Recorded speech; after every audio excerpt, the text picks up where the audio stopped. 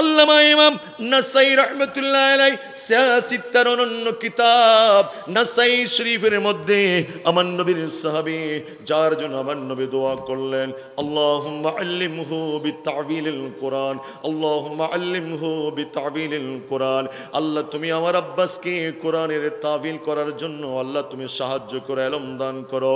রাইসুল মুফাসসিরিন আমার নবীর সাহাবী হযরত আব্দুল্লাহ ইবনে আব্বাস রাদিয়াল্লাহু তাআলা আনহু থেকে riwayat, আব্দুল্লাহ ইবনে আব্বাস বললেন, একদিন আমার নবীর দরবারে সাইয়্যিদুল মালায়েকা রূহুল আমিন জিবরিল আলাইহিস সালাম বসা আমার নবীর সাথে কনভারসেশন করতেছেন, কথাবার্তা বলতেছেন। কথাবার্তা বলতে বলতে বলতে কিছুক্ষণ পর একটা আওয়াজ হলো, কটকট একটা আওয়াজ হলো।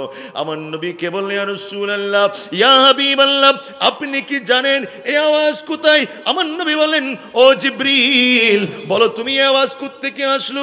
জিবরিল আলাইহিস সালাম বললেন, ইয়া রাসূলুল্লাহ, ইয়া হাবিবাল্লাহ, আসমানের একটা দরজা আছে, যেই দরজার কখনো খোলা হয় নাই, আজকে মাত্র এই প্রথমে দরজা খোলা হয়েছে। ওই দরজা দিয়ে এমন একজন ফেরেশতা আপনার কাছে আসতেছেন, ওই ফেরেশতা আর জীবনের মধ্যে এই দুনিয়ার জমিনে আসে নাই, আজকে মাত্র প্রথম দুনিয়ার জমিনের মধ্যে আসতে লাগলেন। এটা বলতে দেরি নেই, ওই ফেরেশতা আমার নবীর দরবারে আসলেন। আমার নবীর সালাম দিলেন, আসসালামু আলাইকা ইয়া রাসূলুল্লাহ, আসসালামু আলাইকা, আসসালাতু ওয়াসসালামু আলাইকা ইয়া হাবিবাল্লাহ। আমার নবীকে সালাম দিলেন। আমার নবীকে সালাম দেওয়ার পরে বললেন, আবশিরু বিন নূরাইন ইয়া রাসূলুল্লাহ, ইয়া হাবিবাল্লাহ, আমি আপনাকে দুইটা নূরের শুভ সংবাদ দেওয়ার জন্য, আমি আপনাকে দুইটা নূরের কথা বলবার জন্য আল্লাহ আমাকে আরশ আজিম থেকে আপনি নবীর কদমের মধ্যে প্রেরণ করেছেন। আল্লাহ আপনাকে দুইটা নূর দিয়েছেন। কয়টা নূর? আর জবান খুলে বলুন, হাত তুলে বলুন, কয়টা নূর? জবান খুলে বলুন, কয়টা নূর? আমার ভাইয়েরা, ওই ফেরেশতা বললেন, একটা নূর হলো, আমার নবীকে বলে একটা নূর হলো ফাতিহাতুল কিতাব, আল্লাহর কিতাবের ভিতরে যেই সূরা দিয়ে আল্লাহ কালামে মজিদটারে শুরু করলেন, সূরাতুল ফাতিহা। আরেকটা হলো ওয়া খাওয়াতিমু সূরাতুল বাকারা, আরেকটা হলো সূরাতুল বাকারার দুইটা আয়াত, আরেকটা হলো সূরাতুল ফাতিহা। এই দুইটা নূর, এটা আল্লাহর আরশ আজিমের নিচে আল্লাহর কনজ থেকে শুধুমাত্র আপনার নবীর, আপনি নবীর উম্মতের জন্য দান করেছেন। জবানটা খুলে বলুন না সুবহানাল্লাহ। আমার ভাইয়েরা, অধিকার গেলাম না, এবার আমার আল্লাহ এসে ফরমালেন, আলহামদুলিল্লাহি রাব্বিল আলামিন। আল্লাহু আকবার। আরো জোরে বলুন না। প্রথম কি আলহামদুলিল্লাহ। আমরা আজকে যে এই মাহফিল আসলাম, নুরানি জলসায় বসলাম, সবার ঘুম ভেঙে গেলেন। আমরা এবার গভীর রাত্রিবেলায় আমরা আল্লাহর দরবারে অন্তর থেকে শুকরিয়া জানিয়ে একবার জোরে উচ্চ আওয়াজ দিয়ে বলি আলহামদুলিল্লাহ। আরো জোরে বলতে হবে, অন্তর থেকে বলতে হবে। আল্লাহ সূরা ফাতিহার শুরুতে এমন একটা শব্দ দিলেন, কি শব্দ? আলহামদুলিল্লাহ। সমস্ত প্রশংসার মালিক কে? জবান খুলে আওয়াজ দিয়ে কে বলেছেন? আরো জোরে বলুন। আমার ভাইয়েরা, গভীর মনোযোগ। আল্লাহ সূরা ফাতিহার শুরুতে আল্লাহ নিজেই আল্লাহর প্রশংসা করলেন, আলহামদুলিল্লাহি রাব্বিল আলামিন। আমার আল্লাহ বললেন, সমস্ত প্রশংসা হলো ওই রব্বুল আলামিনের জন্য, যিনি বিশ্বমণ্ডলের রব। কি মানে? এ আমার বান্দারা, আল্লাহ শিক্ষা দিলেন, বান্দারে তুমি আমার যত, তোমাকে আমি নিয়ামত দিলাম, যত নিয়ামত তোমাকে দিলাম, হাজারবার কোটিবার আমি আল্লাহর এই সমুদ্র, কুতুবদিয়ার চতুর্পার্শ্বে সমুদ্র আছে কি নাই? আরো জোরে বলুন না। এই সমুদ্রের নাম হলো বঙ্গোপসাগর। এইভাবে সমুদ্রের নাম আছে আটলান্টিক মহাসাগর, প্রশান্ত মহাসাগর, ভারত মহাসাগর, আফ্রিকা মহাসাগর, আরব মহাসাগর, কত নদার নদী আছে। আল্লাহ চ্যালেঞ্জ দিয়ে বললেন, ও আমার বান্দারা, তোমরা যদি আমার সমস্ত সাগর মহাসাগরের পানিগুলার সিয়াই বানাও, কালি বানিয়ে, আর আমি আল্লাহর আমাজন জঙ্গলের সমস্ত কাঠগুলাকে তোমরা কলম বানাও, তোমরা আমাদের সুন্দরবনের কাঠগুলারে কলম বানাও, পৃথিবীর তামাম গাছগুলারে ভেঙ্গে ভেঙ্গে ভেঙ্গে যদি কলম বানাও, আর আমার সমুদ্রের সমস্ত পানিগুলারে তোমরা যদি কালি বানিয়ে আমি আল্লাহর তারিফের প্রশংসা শুরু করে দাও, আমি আল্লাহ চ্যালেঞ্জ দিলাম তোমাদের সমুদ্রের পানিগুলা শুকিয়ে যাবে, আর আমার বৃক্ষলতা গাছপালা সবগুলা ধ্বংস হয়ে যাবে, তারপর আমি আল্লাহর রহমত, আমি আল্লাহর দয়া, আমি আল্লাহর প্রশংসা শেষ হবে না।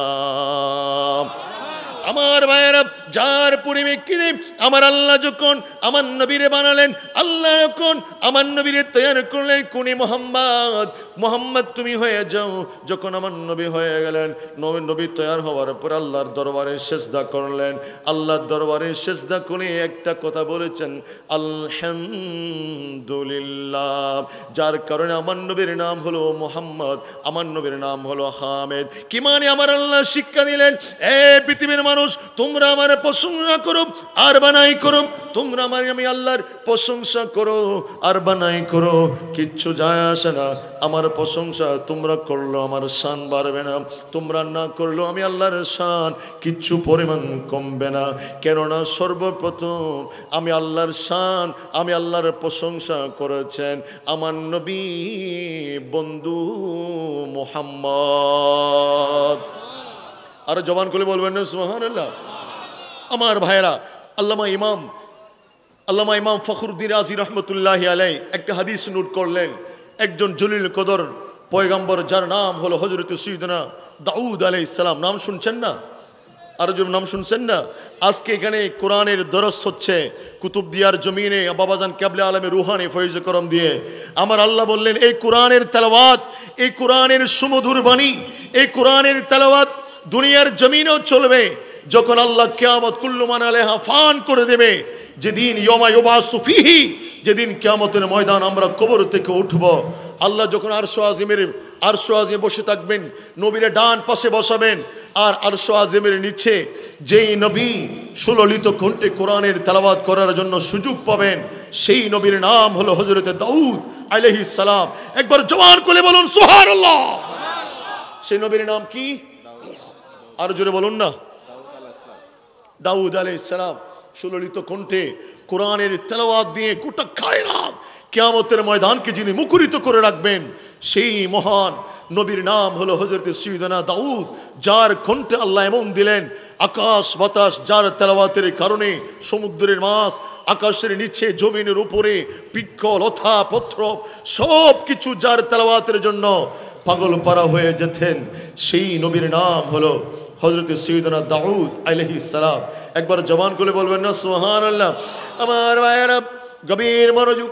হযরত সাইয়্যিদনা দাউদ আলাইহিস সালাম একদিন আল্লাহর কাছে ফরিয়াদ জানালেন, ইয়া আল্লাহ, ইয়া রাব্বুল আলামিন, আমি দাউদ, তুমি আল্লাহর একটা মাত্র নিয়ামতের প্রশংসা, আমি তোমার নিয়ামতের প্রশংসা, একটা নিয়ামতের শুকরিয়া আদায় করতে পারলাম না, একটা মাত্র নিয়ামতের শুকরিয়া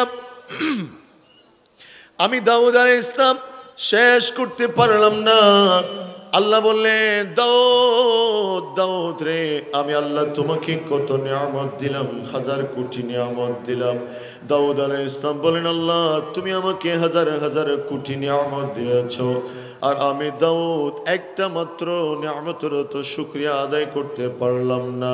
আমার আল্লাহ ওহী প্রেরণ করলেন, এই আমার নবী দাউদ, তুমি যে তোমার জবানে বললাম একটা মাত্র নিয়ামতের শুকরিয়া আদায় করতে পারলে না, এটা আমার দরবারে আজিজি হওয়ার কারণে আমি আল্লাহ এলান করলাম, ওগো দাউদ রে, তোমার শুকরিয়া আদায় হয়ে গেছে, তোমার শুকরিয়া আদায় হয়ে গেছে। জবান করে বলুন না সুবহানাল্লাহ।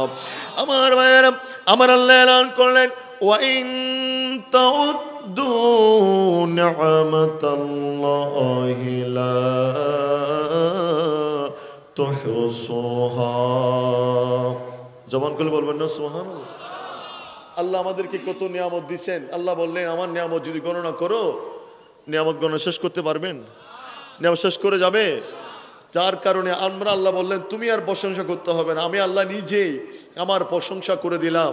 আলহামদুলিল্লাহ, সুবহানাল্লাহ বলবেন না? আরো জোরে বলুন। এবার আসুন রব্বুল আলামিন, আল্লাহ বলেন আমি হলাম রব্বুল, আরো জোরে আমি হলাম রব্বুল। রব কাকে বলা হয়? এক কথায় রব বলা হয় আল্লাহর বান্দার যখন, যেদিন, যে সময়, যে বছর আল্লাহর বান্দার যেরকম আল্লাহর দয়ার প্রয়োজন হয়, আপনি চাইতে হবে না, আল্লাহ আপনাকে সব কিছু অটোমেটিকলি আল্লাহর ব্যবস্থাপনায় যিনি দান করতে পারেন তাকে বলা হয় রব।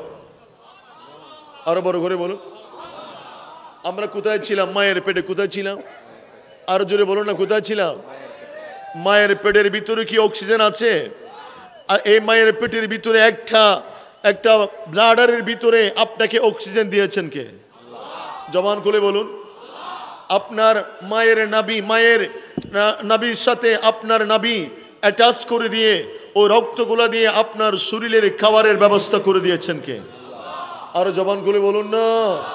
আপনি কি ওখানে মায়ের পেট থেকে আল্লাহ আমার অক্সিজেন দাও বলছিলেন? আল্লাহ আমার খাবার দাও বলছিলেন? আপনি বলেন নাই। আল্লাহ অটোমেটিকলি আপনার পেটের ভিতরে, মায়ের পেটের ভিতরে যে আল্লাহর বান্দার জন্য যেটা প্রয়োজন হয় সেটা যিনি অটোমেটিকলি যিনি ব্যবস্থা করে দেন, সেই রবের নাম হলো রব। জবান খুলে বলুন সুবহানাল্লাহ। দুনিয়ার জমিনে আসার পরে আগে পান করতেন একটা নলি দিয়ে, এখন দুনিয়ার জমিনে আসার পরে আপনার জন্য খাবারের প্রয়োজন হয়, এটা আল্লাহ জানে না? আর জানেন আল্লাহ জানে না? আল্লাহ আপনার মায়ের দুইটা নালী দিয়ে, দুইটা দুধ দিয়ে বেশ ব্যবস্থা করে দিয়েছেন। জবান খুলে বলুন না সুবহানাল্লাহ। এইভাবে আপনার ইন্তেকাল পর্যন্ত যখনই যেরকম আল্লাহর দয়ার প্রয়োজন হয়, যেরকম মেহেরবানির প্রয়োজন হয়, যিনি অটোমেটিকলি আপনার জন্য যিনি ব্যবস্থা করে রাখেন, সেই জাতের নাম হলো রব। জবান খুলে বলুন সুবহানাল্লাহ। তারপরে আমার আল্লাহ বলে আমি হলাম রব্বুল আলামিন, আমি হলাম বিশ্বমণ্ডলের রব। কি মানে আমার ভাইয়েরা? কুতুবদিয়ার জমিনে বসে আপনি আল্লাহকে চিনতে পারবেন না। আল্লাহ বলেন আমি এরকম পৃথিবী এই দুনিয়ার জমিনের উপর রাখলাম, সমুদ্রের পেটের ভিতর রাখলাম, আমি আবার 7 জমিনের তলার মধ্যে রাখলাম, আমি আবার প্রথম আসমানের মধ্যে রাখলাম, দ্বিতীয় আসমানের মধ্যে রাখলাম, এইভাবে সপ্তম আসমানের মধ্যে রাখলাম। এইভাবে আমি পৃথিবীর মতো অনেক গ্রহ বানালাম। কারণ তোমরা বিজ্ঞানীরা বলো, কারণাম হলো মঙ্গল গ্রহ, কারণাম বুধ, কারণাম নেপচুন, কারণাম প্লুটো, কারণাম শুক্র, কারণাম বৃহস্পতি, কারণাম নিহারিকা, কারণাম মহারিকা, এভাবে এক একটার নামকরণ করেছেন। আল্লাহ বললেন তোমরা আমি আল্লাহর রবের পরিচয় তোমরা জেনে নাও। আমি শুধুমাত্র এই বিশ্ব জমিনের জন্য রব নই, তোমাদের মতো এরকম আরো অনেক অনেক অনেক পৃথিবী আমি আল্লাহ তৈরি করলাম। আমি আল্লাহ সবগুলা পৃথিবীর রব্বুল আলামিন, প্রতিপালক। জবানটা খুলে বলুন না সুবহানাল্লাহ। 2 নম্বর আমার আল্লাহ বলেন রহমানির রহিম। আল্লাহর জবানে বলে আমি আল্লাহর পরিচয় তোমরা জেনে নাও। আমি আল্লাহ হলাম রহমান, আমি আল্লাহ হলাম রহিম।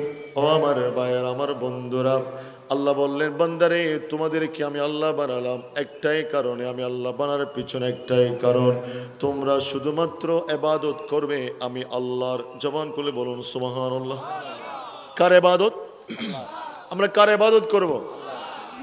ওয়ামা খালাকতুল জিন্না ওয়াল ইনসা ইল্লা লিয়াবুদুন। আল্লাহু আকবার। আল্লাহ বলেন আমি আল্লাহ জিন বানালাম, ইনসান বানালাম আমি আল্লাহর ইবাদত করার জন্য। এবার আমার যুবক ভাইয়েরা বলো, আজ কি বাবাজান কাবলে আলমের উরসে পাকে সেই জীবন শুধরে যাও। ও আমার যুবক ভাইয়েরা, আল্লাহ আপনাদেরকে বানাইছে আল্লাহর ইবাদত করার জন্য। এবার চক্ষু বন্ধ করে বলুন, কত ওয়াক্ত নামাজ আপনারা কজা করলেন? কত ওয়াক্ত নামাজ আল্লাহ আপনারা কজা করলেন? কত আল্লাহর বিধান আপনারা মান্য করলেন? কত ধরনের বিধান আল্লাহর হুকুম মান্য করলেন? আমার আল্লাহ বললেন, বান্দা তোমাকে তো বানালাম আমি আল্লাহর ইবাদত করার জন্য, আমি আল্লাহকে ডাকার জন্য, আমি আল্লাহর বিধান মানার জন্য। আর আমরা কতভাবে আল্লাহর আইনকে অমান্য করলাম। কিন্তু আমরা আইন অমান্য করলো, আল্লাহর বিধান অমান্য করলো। আল্লাহ আমাদের জন্য সূর্যের আলো 1 সেকেন্ডের জন্য বন্ধ করে নাই, চন্দ্রের আলো আমার আল্লাহ বন্ধ করে নাই, অক্সিজেনের বায়ু আমার আল্লাহ বন্ধ করে নাই, জমিন থেকে উদ্ভিদ বের করে দেওয়া বন্ধ করে নাই, আসমানের বৃষ্টি বন্ধ করে নাই। কেননা আমার আল্লাহ বললেন, বান্দারে আমি আল্লাহ তোমাকে বললাম ইবাদত আমি আল্লাহর করার জন্য, তুমি করলো তোমারে কামাইছি, না করলো কামাইছি, তোমাকে ছেড়ে দিলাম। কিন্তু বান্দা তোমাকে বুঝতে হবে, জানতে হবে, ইন্না বাতশা রাব্বিকা লাশাদীদ। আমি আল্লাহ ধরি না, কিন্তু যেদিন ধরব আমি আল্লাহর তোমাদেরকে ছাড়ব না। আমার আল্লাহ বললেন, রাহমাতি ওয়াসিআত কুল্লা শাইইন। ও আমার বান্দা, আমি আল্লাহর রহমত সর্ব জায়গায়, আমি আল্লাহর রহমত প্রশস্ততা, তুমি যেখানে যাবে সেইখানে আমার রহমতের খাজিনা তুমি সেখান থেকে পাবে। জবানটা খুলে বলুন না সুবহানাল্লাহ।